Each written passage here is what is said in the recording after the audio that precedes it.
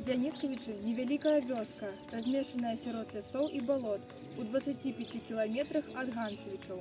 У 1941 годзе па колькасці насельніцтва Дзяніскавічы крыху саступалі райцэнтру.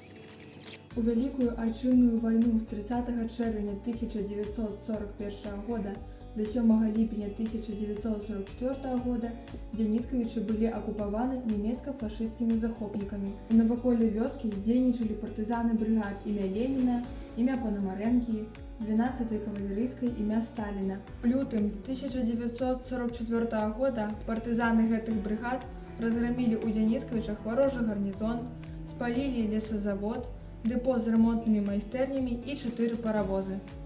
Сёння ў Дзяніскавічах свята шануюць памяць аб падпольшчыках і наогул аб падзеях Вялікай айчыннай вайны.